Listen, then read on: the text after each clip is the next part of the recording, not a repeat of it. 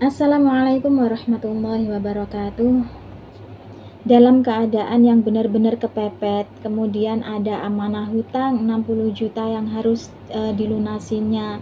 Kemudian dan sedangkan saat ini dalam keadaan haid, kira-kira amalan apa dan bagaimana? Oke, teman-teman ya.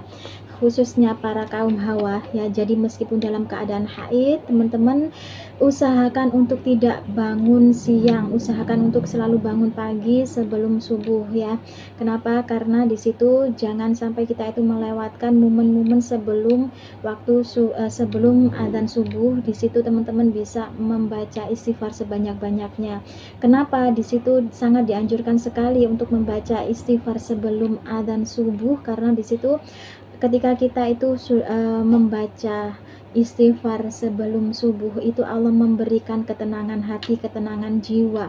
Kemudian Allah itu memberikan kesabaran yang tinggi kepada kita. Ya, teman-teman ya. Jadi meskipun dalam keadaan kepepet, dalam keadaan persoalan yang begitu berat, tapi Allah memberikan kesabaran yang tinggi kepada kita. Ya kan, tetap memberikan ketenangan jiwa, ketenangan hati. Ya, jadi jangan pernah melewatkan waktu-waktu sebelum subuh baca istighfarnya sebanyak-banyaknya. Jangan sampai kurang dari 100 ya.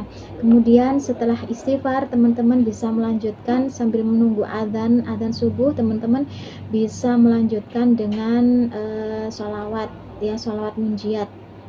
Nah, kalau misalkan nih teman-teman belum mampu untuk membaca sholawat munjiat, entah itu masih belum hafal atau karena yang lain, teman-teman bisa menggantinya dengan sholawat adriknik. Baca sebanyak-banyaknya sholawat adriknik. Kenapa dengan sholawat adriknik? Karena memang sholawat adriknik itu dikhususkan untuk kita yang sedang dalam keadaan kepepet, yang memang butuh banget pertolongan Allah dalam waktu yang singkat, dalam waktu yang cepat ya. Maka di sini perbanyakin baca sholawat adrikniknya. Nah, setelah itu, setelah adzan, di saat adzan berhenti sejenak, dengarkan baik-baik, kemudian jawab adzannya. Nah, setelah adzan teman-teman bisa lanjut berdoa. Apa yang menjadi hajat teman-teman silakan berdoa. Karena apa? Karena di waktu setelah adzan itu adalah salah satu waktu-waktu mustajab untuk berdoa. Kenapa dengan menggunakan sholawat adriknik? Karena dengan sholawat adriknik itu memang benar-benar dikhususkan untuk kita yang sedang dalam keadaan kepepet, dalam keadaan yang benar-benar butuh banget pertolongannya Allah dalam waktu yang singkat, dalam waktu yang cepat ya. Jadi kencengin aja baca sholawat adrikniknya. Nah, kemudian setelah itu adzan, di saat adzan berhenti sejenak, dengarkan baik-baik dan jawab adzannya. Setelah adzan selesai, lanjut untuk berdoa. Kenapa? Karena waktu-waktu setelah adzan itu adalah salah satu waktu mustajab untuk berdoa. Jadi apapun hajatnya silakan berdoa di waktu setelah adzan ya. Kemudian setelah itu teman-teman bisa lanjut dengan baca tasbih malaikat ya. Nah, tasbih malaikat itu yang bagaimana? Subhanallah wa bihamdi, subhanallahil azim, astaghfirullah, baca 100 kali ya. Nah, setelah tasbih malaikat dibaca, kemudian teman-teman bisa lanjut dengan baca Asmaul Husna. Ya Hanan, ya Manan, ya Fatah, ya Razak, ya Ghani, ya Mughni 100 kali. Dan lanjut dengan ya Latif, ya Latif, ya Latif 129 kali. Nah, setelah itu teman-teman bisa lanjut dengan melanjutkan baca sholawatnya ya. Bagi teman-teman yang udah mampu untuk membaca sholawat munjiat, kencengin sholawat munjiatnya. Kalau masih belum mampu untuk membaca sholawat munjiat, entah itu karena masih belum hafal atau dengan alasan yang lain, teman-teman bisa membaca sholawat adriknik. Gimana sholawat adriknik? Allahumma sholli ala sayyidina Muhammad qad hilati adrikni ya Allah ya Rasulullah. Jadi kita itu memang benar-benar meminta pertolongannya kepada Allah dan Rasulullah gitu ya teman-teman ya.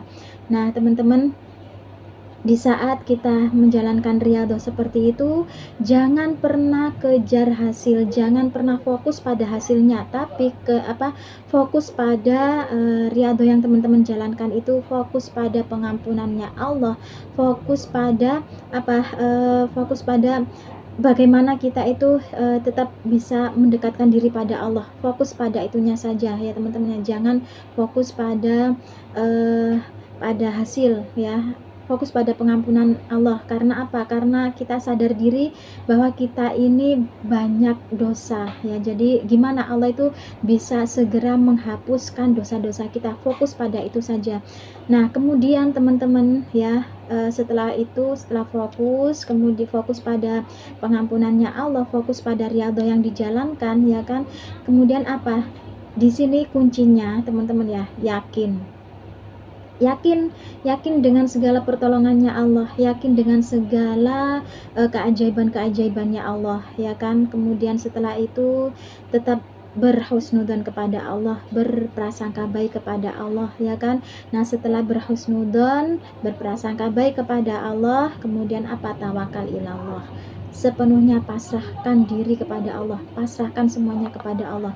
Di saat teman-teman udah mampu benar-benar yakin kepada Allah, yakin dengan segala keajaiban dan pertolongannya Allah, yakin dengan segala pertolongannya Allah, kemudian berhusnudzon kepada Allah, kemudian pasrah sepenuhnya kepada Allah, tawakal ilallah, maka di situ nanti dengan penuh keyakinan pertolongan itu segera datang ya.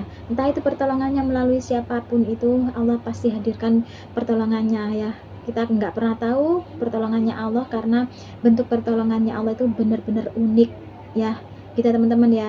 Jadi selamat mencoba, jangan pernah putus asa dari riyadhah yang teman-teman jalankan ya. Selamat mencoba, semoga bermanfaat. Billahi taufiq wal hidayah. Wassalamualaikum warahmatullahi wabarakatuh.